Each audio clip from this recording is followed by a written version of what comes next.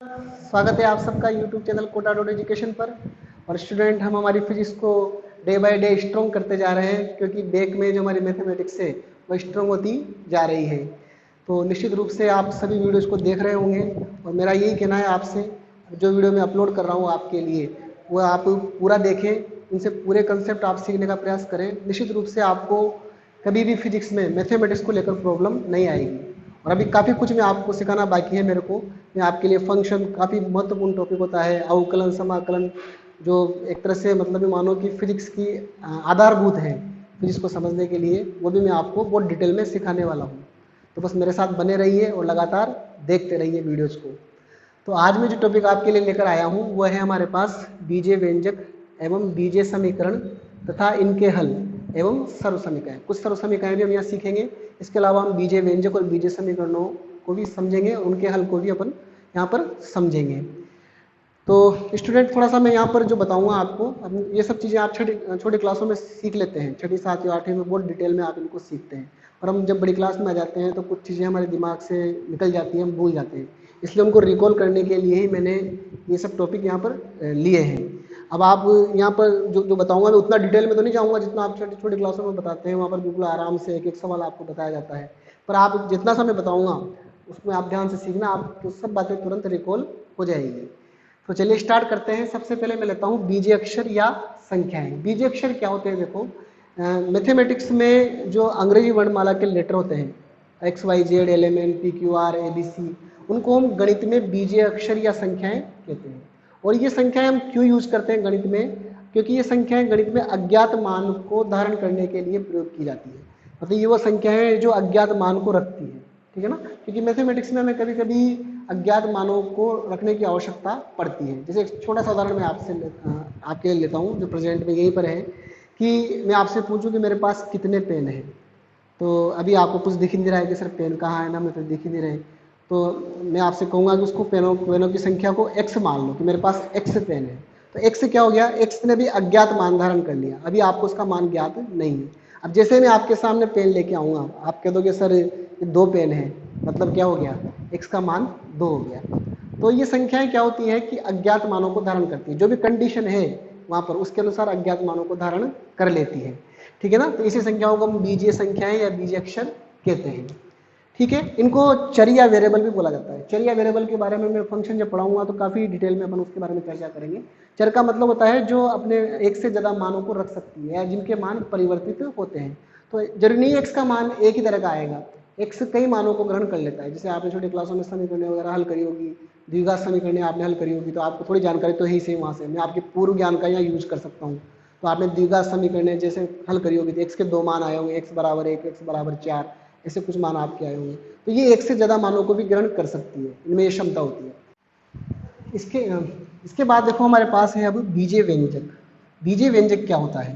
तो बीजीय व्यंजक क्या होता है? देखो, बीजीय अक्षर व संख्याओं से मिलकर बने पद होते हैं, ठीक है ना। जैसे अपने ये तो बीजीय अक्षर हैं और अपनी जो अंकगणित की संख्याएं हैं उनको मिलाकर जो समूह बनेगा या जो पद बनेगा उसे हम व्यंजक कहते हैं। और इसको आप कई प्रकार से बना सकते हैं। जैसे आप देखो यहाँ पर 2x², तो ये तो बीजीय अक्षर से बन गया, और ये जो आगे है ये अंकगणित की संख्या आ गई। इनके कॉम्बिनेशन से ये जो पद बना है इसको अपन बीजीय व्यंजक कह सकते हैं। और भी आप कई टाइप से बना सकते हो। जैसे y+3 है, ये y और 3 के कॉम्बिनेशन से बन रहा है, x² + y² - 1। इस प्रकार से आप कई बना सकते हो। एक आपके पास जितने भी बीजीय अक्षर हैं और जितनी भी संख्या हैं उनके कॉम्बिनेशन से अपन अनंत पद बना सकते हैं, अपनी इच्छा हो जितने बना सकते हैं। इन सबको हम कहेंगे बीजीय व्यंजक। इसके बाद आते हैं बीजीय व्यंजक के प्रकार।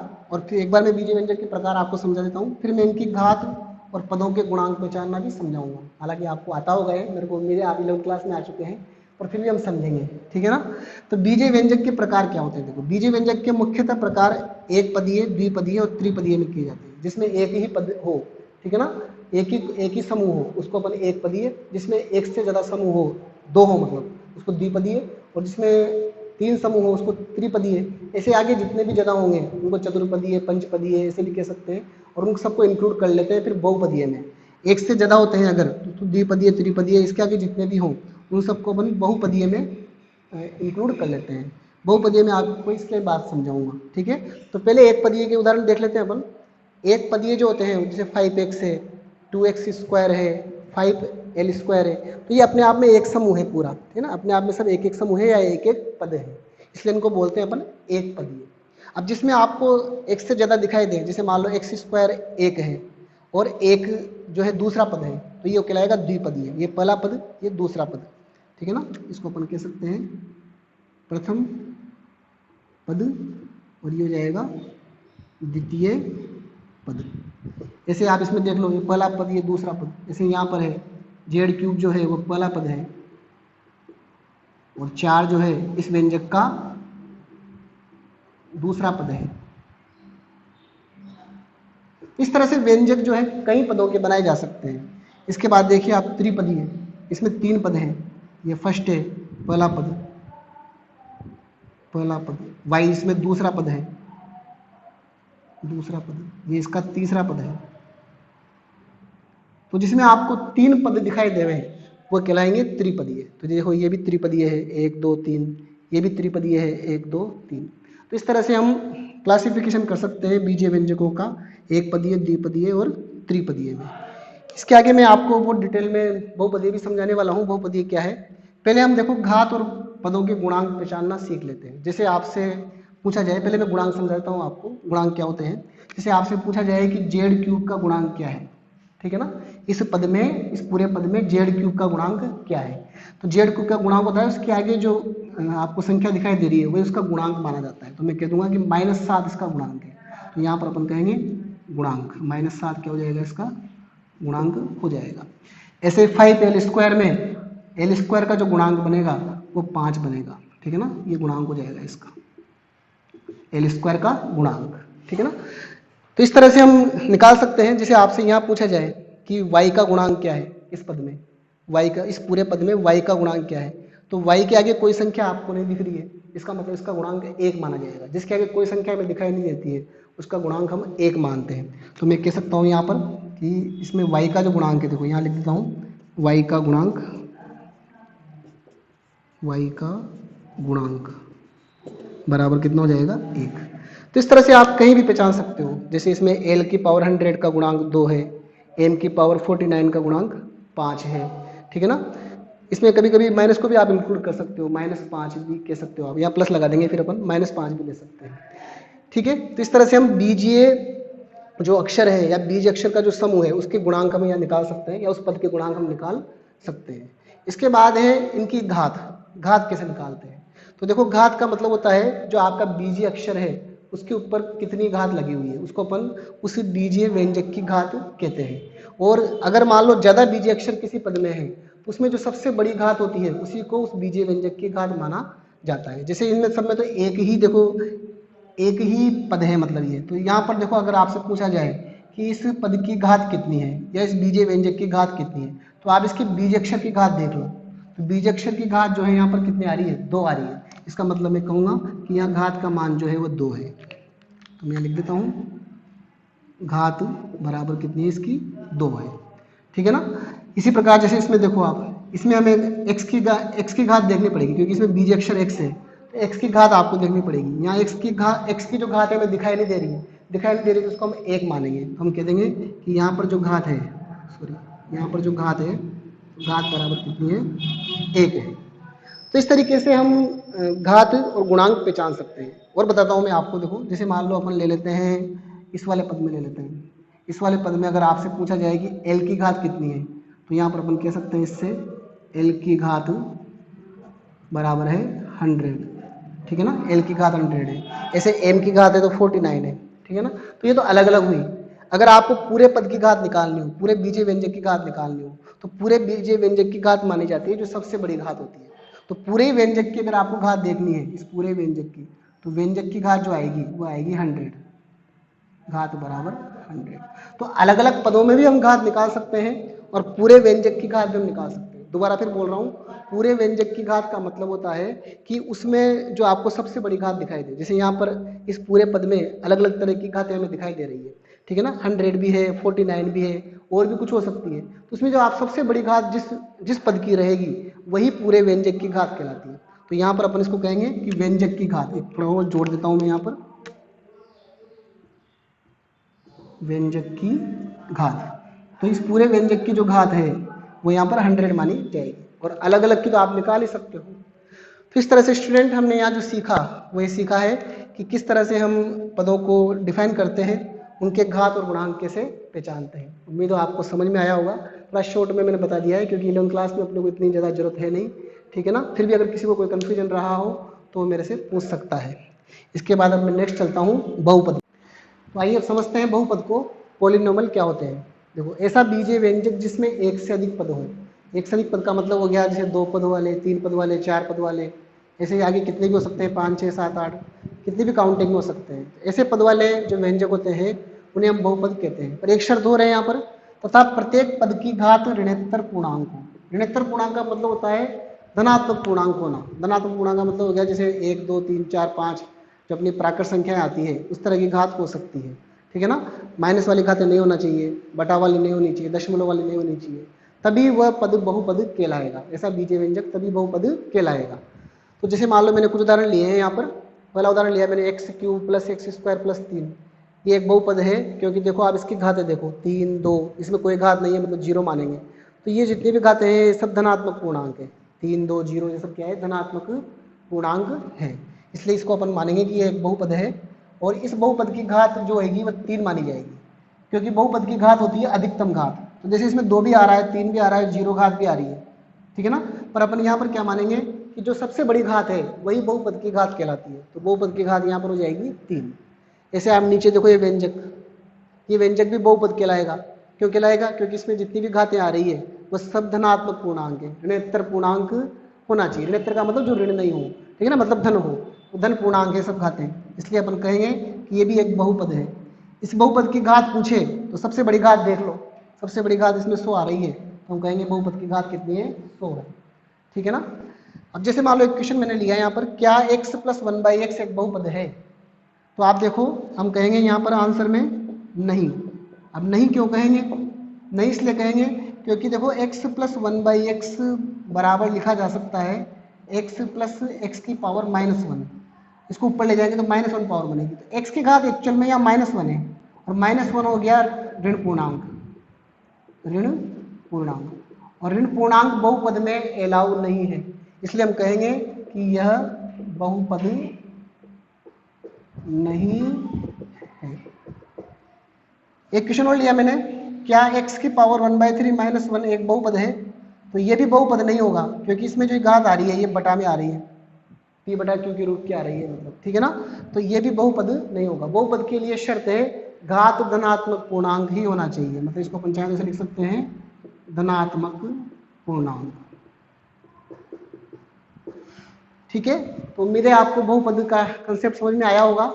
अब नेक्स्ट मेरा जो टॉपिक रहेगा वो रहेगा बीजीय समीकरण। अपन यहाँ बीजीय समीकरण को देखेंगे, बीजीय समीकरण क्या होती है और उनको कैसे हल किया जाता है, उनके सॉल्यूशंस कैसे निकाले जाते हैं। तो चलते हैं नेक्स्ट। तो आइए स्टूडेंट, नेक्स्ट हम अब लेते हैं बीजीय समीकरण।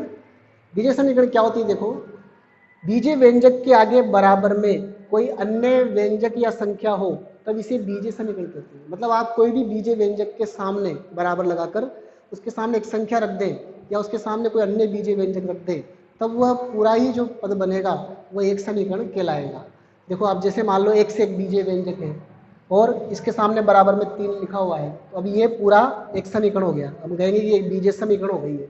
ऐसे आप देखो ये 2 चर में है, x और y 2 चर हैं, ये पूरा व्यंजक है, इसके बराबर में 7 लिखा हुआ है, तब ये पूरी एक समीकरण कहलाएगी, ठीक है ना, 2 चर वाली समीकरण। ऐसे ये भी देखो 2 चर वाली समीकरण है, इसमें व्यंजक के सामने व्यंजक रखा हुआ है, 3y भी व्यंजक है, x² + y² भी व्यंजक है, दोनों बराबर में आमने सामने रखे हुए हैं, तो ये भी एक बीजीय समीकरण है, ठीक है। और ये भी 2 चर में है, x और y में 2 चर वाली बीजीय समीकरण है। ऐसे ये 1 चर वाली z में बीजीय समीकरण है।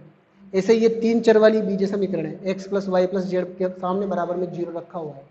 तो इस तरह से आप समीकरण बना सकते हो, कोई संख्या या बीजीय व्यंजक सामने रखकर, और कितने ही चर वाली बना सकते हो आप, ठीक है ना। तो ये सामान्य सा अपना बीजीय समीकरण का एक इंट्रोडक्शन हो गया। इसके बाद जो हमारे ज्यादातर समीकरण एक काम आती है, देखो वो आती है एक चर वाली समीकरण। एक चर में भी एक घातीय, द्विघातीय और त्रिघातीय, ये ज्यादा काम आती है, ठीक है ना। आप इनको पढ़ भी चुके हैं पहले, मैं दोबारा रिकॉल यहाँ पर कर रहा हूँ। तो एक चर का मतलब है जैसे मान लो केवल x में हो, केवल y में हो, केवल z में हो, तो आप देखो एक घातीय समीकरण। एक घातीय समीकरण का मतलब हो गया जिसमें किसी भी चर की अधिकतम घात एक रहेगी। जैसे आप ये समीकरण देखो 5x + 1 = 3, एक समीकरण है, इसमें आप देखो एक ही चर है, ओनली एक चर वाली समीकरण, x ही चर है इसमें, बाकी सब संख्याएं हैं और सबसे ज्यादा बड़ी घात भी एक ही आ रही है इसकी, और कोई अन्य घात नहीं है। तो ये एक चर एक घात वाली समीकरण होगी। ऐसे आप इसको देखो y - 2 = 0, ये भी एक चर y में है और घात भी इसकी एक ही है, तो ये भी एक चर एक घात वाली। ऐसे ये z में एक चर एक घात वाली समीकरण है, ठीक है ना। तो ये इनके एग्जाम्पल्स हैं। इनका सामान्य समीकरण ही होता है ax + b = 0। वेरिएबल कोई सा भी आ सकता है, y भी ले सकते हो, z भी ले सकते हो, ठीक है ना। तो ये इसका सामान्य समीकरण है। सामान्य समीकरण का मतलब होता है जिसमें सारी समीकरणें समाहित हो जाती हैं, क्योंकि अभी देखो इसमें a और b जो होती है, यहाँ पर कोई अज्ञात मान है, तो वो मान हम यहाँ पर देंगे तो ये नई नई समीकरणें हमारे पास आती रहेगी। तो ये सामान्य समीकरण है, मतलब ये एक चर एक घात वाली समीकरणों को रिप्रेजेंट करता है। ये पद एक चर एक घात वाली सभी समीकरणों को रिप्रेजेंट करता है, इसीलिए अपन इसको सामान्य समीकरण कहते हैं, ठीक है ना। इसमें एक शर्त है कि a0 = 0 होना चाहिए, क्योंकि देखो अगर a 0 हो गया तो ये पूरा ही पद 0 हो जाएगा, तो फिर इसमें ये चर ही समाप्त हो जाएगा, तो फिर ये समीकरण जो है एक घात वाली नहीं बचेगी। इसलिए अपन कहेंगे कि a0 = 0 होना चाहिए। ऐसे देखो अब एक चर द्विघात वाली समीकरण, आप देखो ये x इसमें चर है, एक ही चर है x, पर घात देखो आप इसमें 3x² + 7x + 1 में अगर अपन घात देखें तो सबसे बड़ी घात 2 आ रही है, इसलिए अपन कहते हैं द्विघातीय। सबसे बड़ी घात देखी जाती है, उसी के आधार पर उस समीकरण को अपन कहते हैं कि द्विघात है, त्रिघातीय। इसमें एक घात भी आ रही है, 2 भी आ रही है, पर अपन सबसे बड़ी घात के आधार पर इसका नाम दिया द्विघातीय समीकरण, ठीक है ना। तो ये x में द्विघात है। ऐसे ये समीकरण देखो आप, इसमें भी 2 घात सबसे बड़ी है, बाकी वाली से और घातें नहीं है, पर z की सबसे ज्यादा घात 2 है, इसलिए अपन इसको भी कहेंगे द्विघातीय समीकरण। इसका सामान्य समीकरण ये होता है ax² + bx + c = 0, ठीक है ना। इसमें a0 = 0 शर्त है, क्योंकि अगर a 0 जाएगा तो द्विघात वाला पद समाप्त हो जाएगा, ये पूरा ही पद समाप्त हो जाएगा, तो ये समीकरण फिर एक घात में रह जाएगी, फिर द्विघात नहीं कहलाएगी। ये जरूरी शर्त है, वहां पर उसको ध्यान रखना जरूरी है।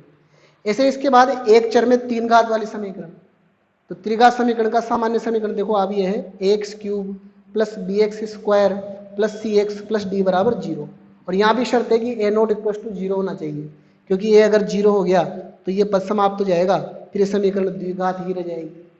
इसके एग्जाम्पल्स आप देखिए x³ + x² + x - 1 = 0, ठीक है ना। तो इसमें एक सबसे बड़ी घात देखो 3 आ रही है, इसलिए इसको त्रिघातीय कहते हैं। इसमें देखो आप x³ - 1 = 0, इसमें भी x की सबसे बड़ी घात 3 आ रही है, इसलिए त्रिघातीय है। हालांकि अन्य घातें नहीं है, तो सबसे बड़ी घात तो 3 है, इसलिए उसको भी हम त्रिघातीय कहेंगे। तो ऐसे कई सारे एग्जाम्पल्स भी आप बना सकते हैं, पर ये सब एक चर वाली है, ठीक है ना। एक चर में केवल x में हो, केवल y में हो, केवल z में हो। तो ये हमारा हो गया एक चर वाली समीकरण है। इसके बाद हम इनके हल करना सीखेंगे, इनको कैसे हल किया जाता है, ठीक है ना। तो नेक्स्ट अपन लेते हैं इनके हल।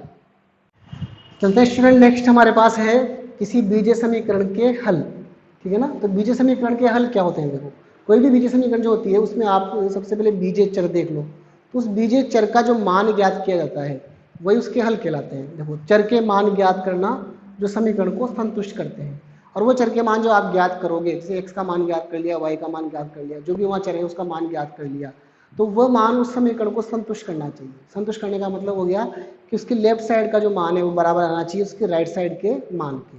तो हम कहते हैं कि इस तरह के जो मान आते हैं वो समीकरण के हल कहलाते हैं। अब इसमें देखो एक चीज़ आपको याद रखनी है कि जितनी समीकरण की घात होती है उतने उसके हल या मान होते हैं। जैसे मान लो कोई समीकरण एक घात की है तो उसके हल भी क्या होंगे, उसमें एक ही निकलेगा। कोई समीकरण अगर 2 घात की है तो उसमें उसके हल 2 निकलेंगे। कोई समीकरण 3 घात की है तो उसके हल 3 निकलेंगे। कोई समीकरण अगर 50 घात की है, जैसे x⁻50 + x + 1 = 0, आपसे पूछा जाए कि इसके कितने हल होंगे, तो इसके 50 हल होंगे, क्योंकि x की मैक्सिमम पावर कितनी आ रही है, 50 आ रही है। इस तरह से ये एक शॉर्टकट होता है कि जितने समीकरण की घात उतने उसके हल या मान होते हैं। हल को मान भी कहते हैं अपन।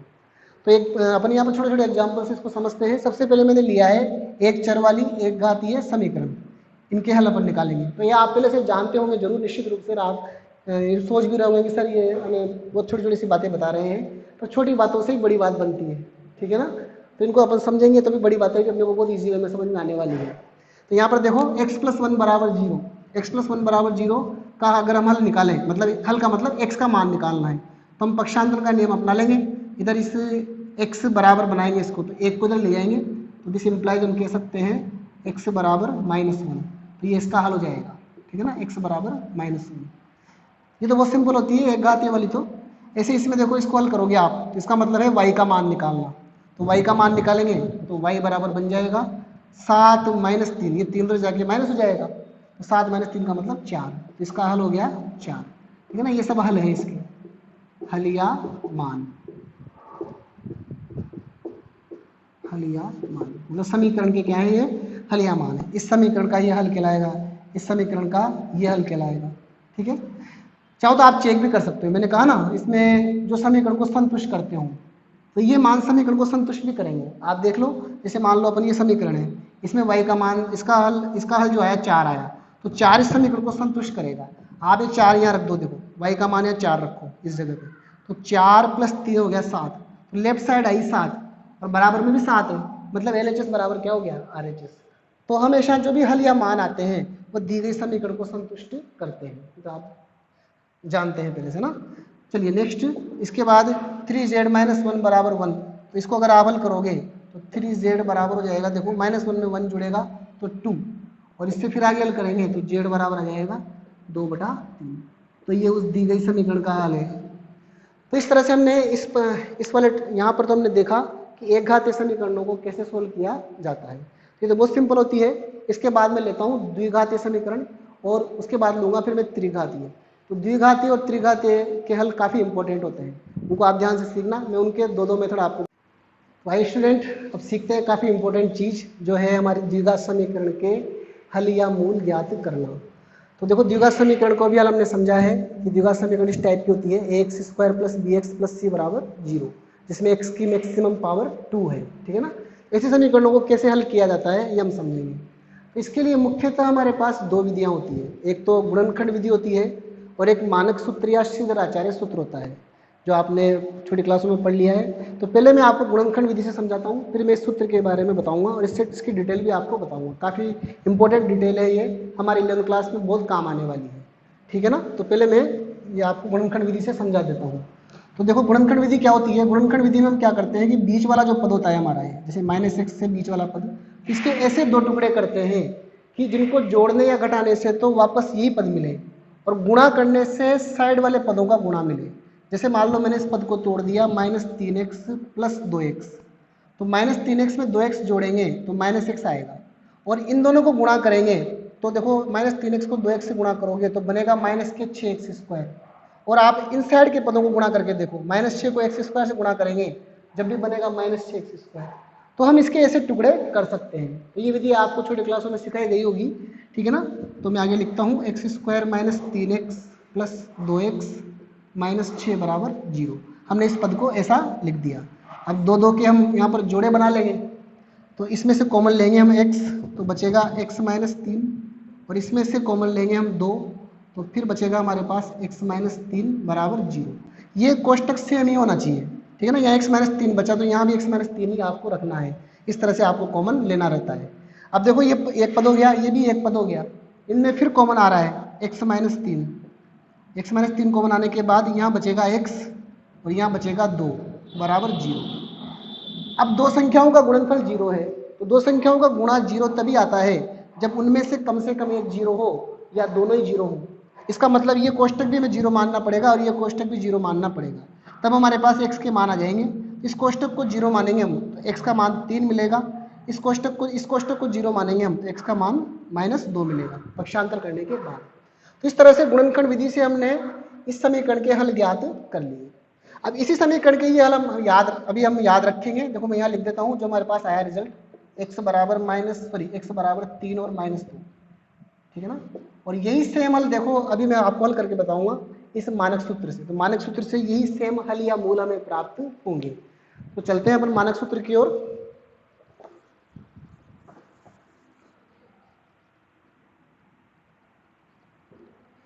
ठीक है ना। तो मानक सूत्र का मैं यूज करता हूँ। अब मानक सूत्र के यूज में देखो आपको इसमें ABC दिखाई दे रहे हैं। तो ये ABC क्या होते हैं, इस समीकरण को हम इस सामान्य रूप से कंपेयर करके पहले ABC निकालेंगे, फिर वो ABC के मान यहाँ इस फॉर्मूले में रखेंगे, तब हमें x के मान मिलेंगे, ठीक है ना। तो आप देखो यहाँ पर अपन लिखते हैं, यहाँ ए बराबर, देखो इसको कंपेयर करो आप इससे, तो एक्स स्क्वायर का गुणांक ए है और यहाँ एक्स स्क्वायर का गुणांक 1 है, इसका मतलब ए की वैल्यू 1 हो गई। ऐसे बी की वैल्यू जब आप लेंगे तो एक्स का गुणांक बी और यहाँ एक्स का गुणांक है -1, तो बी की वैल्यू हो गई -1। ऐसे सी की वैल्यू जाएगी -6। तो ये हमारे पास ए बी सी की वैल्यू आ गई। अब हम मानक सूत्र लगाते हैं। मानक सूत्र से x बराबर फॉर्मूला है हमारे पास -b plus minus under root B square -4ac बटा 2a। तो यहाँ पर क्या करेंगे अपन, मान रखेंगे, तो माइनस और b की वैल्यू है -1 plus minus under root B square का मतलब -1 का होल स्क्वायर -4, a की वैल्यू 1, c की वैल्यू -6 बटा 2 इंटू 1। तो x बराबर हो जाएगा 1 प्लस माइनस अंडर रूट -1 का स्क्वायर 1 और यहाँ माइनस माइनस प्लस हो गया 24, 24 से एक हो जाएगा 25, तो अंडर रूट 25 बटा 2, जिसको हम आगे लिख सकते हैं 1 प्लस माइनस 5/2। ये हमारे पास आ गया। अब x के इसमें दो मान है, एक प्लस चिन्ह से और एक माइनस चिन्ह से, तो दोनों मान हम निकालेंगे। तो देखो प्लस चिन्ह जब लेंगे तो 5 और 1 6 बटा 2 मतलब 3, और माइनस चिन्ह हम लेंगे तो 1 - 5 मतलब -4 बटा 2 मतलब -2। तो आप देखो ये जो वैल्यू मिली ये सेम ऐसी आ गई जो हमने गुणनखंड विधि से प्राप्त करी थी, ठीक है ना, गुणनखंड विधि से हमने प्राप्त करी थी। तो इसका मतलब हो गया कि हम चाहे गुणनखंड विधि से हल करें चाहे मानक विधि से हल करें, रिजल्ट हमारा एक जैसा ही आता है। तो आप दोनों विधि में से किसी से भी हल करके द्विघात समीकरण के हल ज्ञात कर सकते हो। इसके बाद देखो अब मानक सूत्र के बारे में थोड़ा और डिटेल में अपन समझते हैं यहाँ पर, ठीक है। अगर आपके पास कोई द्विघात समीकरण है, आपके पास कोई भी द्विघात समीकरण है, तो उसके मान लो जो भी हल आएंगे, जैसे मान लो आप इस द्विघात समीकरण के जो हल हैं वो इस समीकरण से निकल जाते हैं, ठीक है ना, उन हलों को मैं कह देता हूँ कि x का मान, एक का तो अल्फा है जैसे और x बराबर बीटा है, ये इसके दो मान आते हैं। जैसे मान लो अपन ने अभी समीकरण हल करी थी तो उसके मान हमारे पास 3 और -2 आए थे। तो ऐसे मान लो कोई भी समीकरण है उसके कुछ मान हमें मिलते हैं, x के दो मान हमें मिलते हैं, तो उनको हम कह देंगे कि अल्फा और बीटा हमारे पास मान है। तो इन मानों पर कुछ प्रतिबंध होते हैं, ठीक है ना, या कुछ उनमें अपन रिजल्ट उनसे प्राप्त कर सकते हैं। तो यहाँ पर देखो सबसे मेन जो रिजल्ट है वो ये है कि अगर किसी समीकरण के मूल अल्फा व बीटा है तब उन मूलों का योग अल्फा प्लस बीटा बराबर -b बटा a होता है। मतलब आप उन दोनों मूलों का योग करोगे तो वो -b बटा a से निकाल सकते हो। b और a हमें समीकरण से मिल ही जाएंगे। ऐसे मूलों का गुणनफल हम निकालें तो वो c बटा a से निकल जाएगा, अल्फा इंटू बीटा बराबर c बटा a। ऐसे मूलों का अंतर मतलब घटाना, मूलों को घटाओगे तो मूलों का अंतर आपको इस फॉर्मूले से मिल जाएगा, under root B square -4ac बटा a से मिल जाएगा। तो आप डायरेक्टली इनको ज्ञात कर सकते हो, ठीक है ना। अगर आपने मूल नहीं भी निकाले हैं तब भी आप मूलों का योग, मूलों का गुणनफल और मूलों का अंतर निकाल सकते हो। कभी कभी ये चीज़ें डायरेक्टली हमारे काम आती है। इसके अलावा एक बात और कि अगर आपको किसी समीकरण के मूल याद हैं तो हम समीकरण भी बना सकते हैं। जैसे आप ये देखो यदि मूल ज्ञात है तब समीकरण निम्न होती है, एक्स स्क्वायर माइनस मूलों का योग into x, alpha plus beta का मतलब मूलों का योग इंटू एक्स प्लस मूलों का गुणनफल बराबर 0। तो अगर आपको मूल याद है तो समीकरण भी बना सकते हैं। तो इन सबको मैं अब आपको उदाहरण से समझाता हूँ और मैं उदाहरण से हम वही इक्वेशन लूंगा, ठीक है ना, क्योंकि एक ही इक्वेशन में अपन सब चीज़ें समझ जाएंगे। तो वापस मैं लेता हूँ समीकरण x square minus x minus 6 बराबर 0 के मूलों का योग गुणनफल व अंतर ज्ञात कीजिए, ठीक है ना।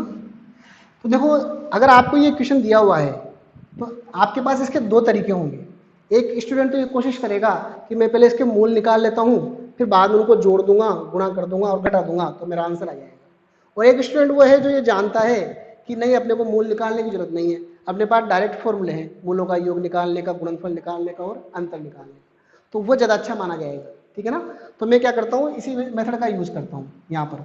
तो यहाँ पर पहले हमें क्या करना पड़ेगा, ABC निकालने पड़ेंगे इस समीकरण के। इस समीकरण के ABC अपन इस समीकरण से कंपेयर करके निकालें। अभी हाल अपने निकाले भी थे इसके पहले, a बराबर 1, b बराबर -1 और c बराबर -6। ये इसके हमारे पास ABC के मान थे।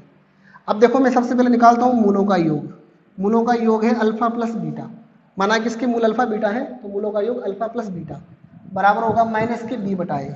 तो माइनस के बी बटा ए से निकालेंगे अपन, मतलब हो जाएगा माइनस ऑफ -1/1। इन दोनों मानों को मैंने रख दिया यहाँ पर, तो कुल मिला के आ जाएगा मेरे पास 1। फिर मूलों का गुणनफल अल्फा इंटू बीटा, ये होता है फॉर्मूला सी बटा ए। सी का मान है -6 और ए का मान है 1, तो आ जाएगा -6। और मूलों का अंतर अंडर रूट b² - 4ac बटा ए। अभी हाल आपको याद हो तो ये मान हमारे पास अंडर रूट b² - 4ac का मान अंदर 25 आया था, उसका वर्गमूल फिर हमने 5 निकाला था। तो मैं यहाँ डायरेक्टली यूज कर लेता हूँ 5/1 बराबर 5। तो ये हमारे पास इस क्वेश्चन के आंसर आ गए। देखो हमारे पास मूल नहीं है, फिर भी हमने मूलों का योग, गुणनफल और अंतर निकाल लिया। अब आप चाहो तो चेक भी कर सकते हो, क्योंकि मैंने सेम क्वेश्चन लिया है सेम क्वेश्चन लिया है और इस क्वेश्चन के मूल हमने ये निकाले थे, तो आप इनको चेक भी कर लो। देखो हमारे पास मूल आए थे 3 और -2, मतलब अल्फा और बीटा के मान ये आए थे हमारे पास। अब आप इससे चेक करके देखो मूलों का योग आ रहा है यहाँ पर 1। आप इन दोनों को जोड़ के देखो, 3 में अगर -2 जोड़ोगे तो 1 ही आएगा, ठीक है ना। मूलों का गुणनफल आ रहा है -6, आप इन दोनों को गुणा करके देखो -6 आ रहा है, ठीक है। और इसके अलावा इनका अंतर, मतलब इनको घटाओ, तो इन दोनों को घटाएंगे तो 3 में से -2 घटाएंगे तो 3 - 2 मतलब हो जाएगा माइनस प्लस हो जाएगा, तो 3 और 2 हो जाएंगे 5। तो इस तरीके से हम बिना मूल निकाले भी डायरेक्टली इनको निकाल सकते हैं, ये काफ़ी यूजफुल होते हैं, ठीक है। तो एक तरीका तो अपना एक तरह का क्वेश्चन तो ये हो गया। अब एक और लास्ट तरह का मैं और बताता हूँ कि जब मूल हो तो समीकरण कैसे बनाई जाती है। तो चलिए इसको ज्ञात करते हैं।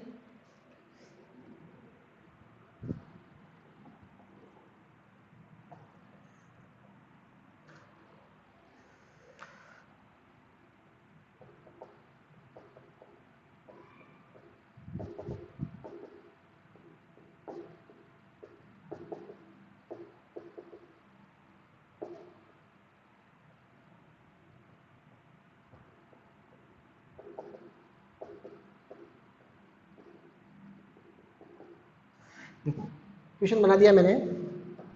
किसी समीकरण के मूल 3 व -2 हैं, तब समीकरण ज्ञात कीजिए। मैंने मूल वही लिए हैं जो अभी हाल हमने पिछले क्वेश्चन के लिए निकाले थे। तो आप देखना इस मेथड से समीकरण वही आ जाएगी सेम। मैं वही चीज़ बार बार क्यों ले रहा हूँ, ताकि आपको ये समझ में आ जाए कि किस तरह से ये पूरी प्रोसेस काम करती है, ठीक है ना। तो देखो मैं फॉर्मूला लगाऊंगा, यदि मूल ज्ञात है तब समीकरण निम्न होती है। तो समीकरण क्या होगी, समीकरण होगी x² - alpha plus beta into x plus alpha beta बराबर 0। अब हम यहाँ मान रख देंगे अल्फा बीटा के, अल्फा बीटा का मतलब मूल, तो मूलों के मान क्या है 3 प्लस -2, ये तो हमने रख दिया यहाँ पर, इंटू इसके साथ x प्लस मूलों का गुणनफल 3 इंटू -2 और बराबर 0। तो हो जाएगा x², 3 में से 2 जाएगा तो 1 बचेगा, तो 1 इंटू x बचेगा, मतलब -x, और 3 को -2 से गुणा करेंगे तो -6 बराबर 0। तो देखो ये वही इक्वेशन आ गई जो हमने जिसको हम हल कर रहे थे।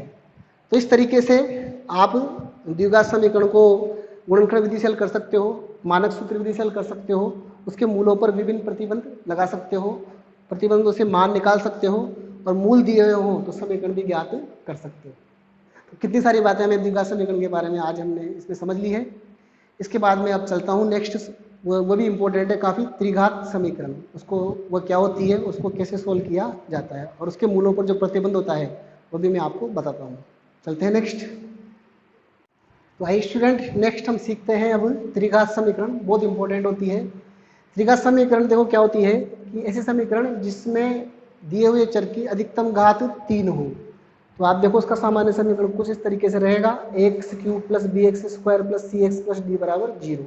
इसमें आप देख लीजिए x की मैक्सिमम घात जो है वो 3 आ रही है, ठीक है ना। अब इस तरह के समीकरण को कैसे हल करते हैं, तो उसका एक उदाहरण मैं आपको बता देता हूँ। यहाँ पर गुणनखंड विधि से मैं आपको हल करके बताऊँगा। इसके बाद इनके मूलों में जो संबंध होता है वो भी मैं आपको बताऊँगा। तो पहले अपन इसको सीखते हैं कैसे हल करते हैं। इसमें विधियाँ होती है कई अलग अलग तरीके की। इसमें सबसे अच्छी विधि जो मानी जाती है वो भागफल विधि मानी जाती है। तो भागफल विधि से मैं आपको हल करना बताता हूँ यहाँ पर। तो देखो आपके पास एक त्रिघात ये समीकरण है, x³ - 6x² + 11x - 6 बराबर 0, और इसके मूल हमें ज्ञात करने हैं, मतलब हल हमें ज्ञात करने हैं। चूँकि इसकी घात 3 है तो अधिकतम घात के बराबर ही मूल आते हैं, मतलब इसमें x के 3 मान निकलेंगे हमारे पास। ठीक है, तो सबसे पहले क्या करते हैं हम इसके लिए कि इसमें एक गुणनखंड हमें पहले ढूंढना पड़ता है। तो एक गुणनखंड कैसे ढूंढा जाएगा, इसमें जो लास्ट ये संख्या है इसके गुणनखंड आप करके देखो, बिना चिन्ह के इसके गुणनखंड आएंगे 1 2 3। तो इनमें से कोई ना कोई एक मान जो है इस समीकरण को संतुष्ट करेगा। तो जैसे मैं पहला मान 1 रख के देखता हूँ, एक अगर इस व्यंजक में रखते हैं अपन, देखो तो क्या आएगा, 1 का क्यूब माइनस 6 इंटू 1 का स्क्वायर प्लस 11 इंटू 1 माइनस 6 बराबर 0। अब आप देखो इसको सोल्व करो आप इस साइड को, तो 1 माइनस 6 प्लस 11 माइनस 6 बराबर 0। तो ये 6 माइनस 6 माइनस 6 माइनस 12 हो गया और प्लस 1, मतलब माइनस 11 प्लस 11 बराबर 0। तो 0 बराबर 0। इसका मतलब ये समीकरण x बराबर 1 से संतुष्ट हो रही है। मतलब अगर हम 1 रखें इसमें मान, तो 1 से समीकरण संतुष्ट हो रही है, मतलब x का एक मान 1 होना चाहिए, क्योंकि समीकरण संतुष्ट हो रही है इसका मतलब उसका हल है। तो x बराबर 1 इसका एक हल होना चाहिए। तो हमें एक मूल पहले ही मिल गया। अब हम क्या करेंगे, इसको इधर लाकर x माइनस 1 का इस व्यंजक में भाग देंगे, और दूसरा इसका जो, क्योंकि ये इसका जब इसमें भाग देंगे तो एक द्विघात व्यंजक निकलेगा, उस द्विघात व्यंजक में इसके 2 मान विद्यमान रहेंगे, तो वो द्विघात व्यंजक हम यहाँ निकालते हैं। ठीक है ना, हम भाग देते हैं। देखिए यहाँ पर भाग आपने छोटी क्लासों में सीखा होगा देना। ये हमारे पास हमारा त्रिघात पद है, इसमें हम जो हमने एक फैक्टर निकाल लिया x माइनस 1 उसका भाग देते हैं। तो भागफल में अपन जानते हैं इसके नीचे हमें एक्स क्यूब भी बनाना पड़ेगा। इसके नीचे एक्स क्यूब बनाने के लिए इसको किससे गुणा करें, इसको भी गुणा करना पड़ेगा एक्स स्क्वायर से। एक्स स्क्वायर जब एक्स से गुणा होगा तो एक्स क्यूब बन जाएगा, और एक्स स्क्वायर माइनस 1 से गुणा होगा तो माइनस के एक्स स्क्वायर, और सजातीय पद के नीचे रखेंगे अपन एक्स स्क्वायर का पद एक्स स्क्वायर के नीचे, एक्स क्यूब का एक्स क्यूब के नीचे, इस तरह से हमें रखना है। अब इसमें देखो माइनस घटाने पर माइनस हो जाएगा इसका चिन्ह प्लस हो जाएगा, तो ये तो कट जाएंगे, और यहाँ बचेगा माइनस के 5x स्क्वायर, और हम 11x उतार देंगे। अब क्या करेंगे, इसके नीचे वापस हमें माइनस 5x स्क्वायर बनाना है, जो समझे आप। तो इसको किससे गुणा करें कि माइनस 5x स्क्वायर बन जाए इसके नीचे, इसको गुणा करना पड़ेगा हमें माइनस 5x से। माइनस 5x से इसको गुणा करेंगे तो माइनस का 5x स्क्वायर, और माइनस के 5x को माइनस 1 से गुणा करेंगे तो प्लस का 5x। अब घटाएंगे तो घटाने पर चिन्ह बदलेगा, इसका प्लस इसका माइनस, ये फिर कट जाएंगे, और यहाँ पर बचेगा हमारे पास 6x। अब माइनस 6 हम उतार देंगे। अब यहाँ पर हमें इसके नीचे वापस 6x बनाना है, तो x को गुणा करना पड़ेगा हमें 6 से, तो 6x माइनस 6, इसको इससे गुणा किया, इसको इससे गुणा कर दिया, घटाएंगे चिन्ह बदल जाएंगे, वापस कट जाएंगे, दोनों बराबर 0 आ जाएगा। इसका मतलब हमारे पास एक गुणनखंड तो ये था ही सही, और 2 गुणनखंड इसमें मौजूद हैं। तो अब इस इक्वेशन को हम कैसे लिख सकते हैं, देखो इस इक्वेशन को हम लिख सकते हैं अब x माइनस 1 गुणा x square minus 5x plus 6 बराबर 0। इस तरह से हम इस इक्वेशन को लिख सकते हैं। ठीक है ना, तो अब इसके वापस फिर गुणनखंड हमें करने पड़ेंगे। तो अभी आज जो मैंने मेथड बताया था आपको द्विघात समीकरण को सोल्व करने का, उससे इसके गुणनखंड में करता हूँ। देखो तो ऐसा लिखा जाएगा, ये ध्यान देना आप, एक्स स्क्वायर और माइनस के 3x माइनस के 2x प्लस 6 बराबर 0। देखो मैंने माइनस 5x को तोड़ दिया माइनस 3x में माइनस 2x में, क्योंकि इन दोनों को जोड़ेंगे तो माइनस 5x आ जाएगा, और इन दोनों को गुणा करेंगे तो हमारा इन दोनों का गुणनफल आ जाएगा। इन दोनों का गुणनफल है 6x स्क्वायर, इन दोनों को गुणा करेंगे जब भी 6x स्क्वायर ही आएगा। तो आगे हल करते हैं, इसमें हम कॉमन लेंगे। देखिए तो x कॉमन लेंगे तो x माइनस 3, माइनस 2 कॉमन लेंगे तो x माइनस 3 और बराबर 0। अब वापस x माइनस 1, इसमें से कॉमन आ रहा है दोनों में से x माइनस 3, और अंदर बच जाएगा x माइनस 2 बराबर 0। तो कुल मिला के तीनों का गुणनफल 0 है, तो तीनों को अलग अलग 0 मानेंगे तो हमारे पास x की वैल्यू आ जाएगी, इससे आएगी 1, इससे आएगी 3, इससे आएगी 2। तो इस तरीके से हमने इस समीकरण के 3 मूल ज्ञात कर लिए, 1, 3 और 2। इस विधि से हम त्रिघात समीकरणों को सोल्व कर सकते हैं। आइए स्टूडेंट, अब यहाँ पर देखो आगे काफ़ी इंपॉर्टेंट जो चीज़ हमें सीखनी है वह है कि कोई भी त्रिघात समीकरण हमारे पास है, ठीक है ना, ये इसका सामान्य रूप है, तो इसके 3 मूल निकलते हैं, हम जानते हैं। तो मान लेते हैं मूलों के मान अल्फा, बीटा और गामा है। मीन्स x बराबर अल्फा, x बराबर बीटा और x बराबर गामा, इसके मान निकलते हैं। तो इन मूलों में एक संबंध होता है, मूलों का योग अगर हमें ज्ञात करना है तो तीनों मूलों का योग जो होता है alpha plus beta plus gamma वो बराबर होता है माइनस के बी बटाए। यहाँ से अपन बी और ए का मान लेकर उस मान को निकाल सकते हैं, मूलों का योग निकाल सकते हैं। ऐसे आप दो दो के मूलों का योग भी कर सकते हो, दो का गुणा करके उन मूलों का योग भी कर सकते हो। जैसे अल्फा को बीटा से गुणा कर दिया, फिर उसका योग कर दिया बीटा को गामा से गुणा करने के साथ, फिर इसके बाद अल्फा इंटू गामा, अल्फा और गामा का गुणनफल इसके साथ ले लिया अपन ने। तो तीनों मूलों का जो योग होगा इस तरीके से, दो के गुणनफलों का योग वो होगा सी बटा ए से निकल जाएगा, ठीक है ना। इसी प्रकार अगर हम इन तीनों मूलों को गुणा कर दें अल्फा बीटा गामा को तो वो होता है माइनस के डी बटा ए। तो ये चीज़ मैं आपको यहाँ पर प्रूव करके बताता हूँ। अभी आज जो हमने सवाल किया था उसी से मैं प्रूव करके बताता हूँ। हमारी इक्वेशन थी वहाँ पर x cube minus 6x square plus 11x minus 6 बराबर 0, और इसके मूल हमने निकाले थे 1, 3 और 2, ठीक है ना।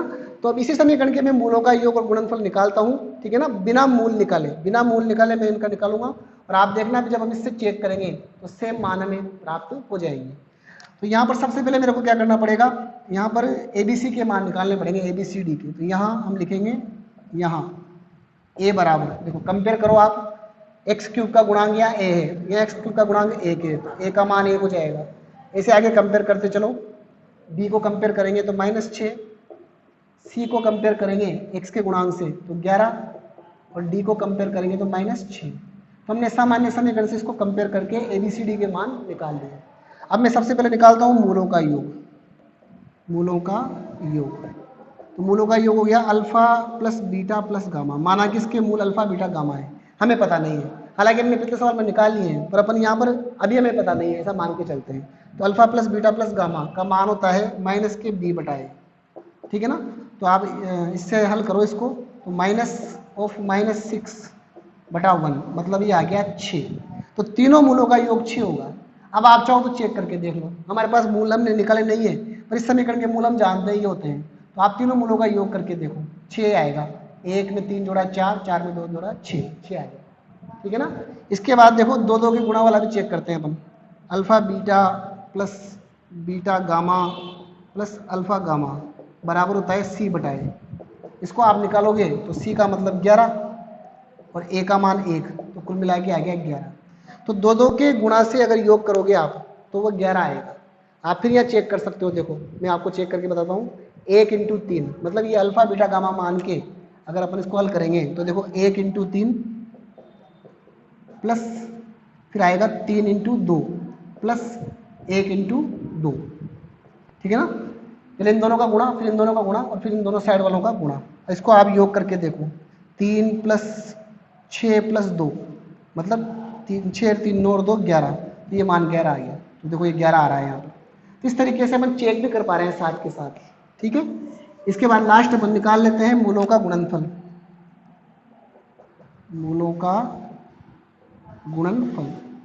तो गुणनफल हो जाएगा अल्फा बीटा गामा बराबर होता है अपने पास माइनस के डी बटाए, माइनस के डी बटाए से अपन निकालते हैं। तो माइनस के डी बटाए से अपन निकालेंगे, देखो तो पूरा पेनल का चिन्ह लग गया यहाँ पर। डी का मान है हमारे पास -6, तो -6 बटा 1 बराबर आ जाएगा 6। तो तीनों मूलों को गुणा करेंगे तो 6 आएगा। तो आप चेक करके देख लो, तीनों को गुणा करके देखो, 1 इंटू 3 इंटू 2 6 ही आएगा।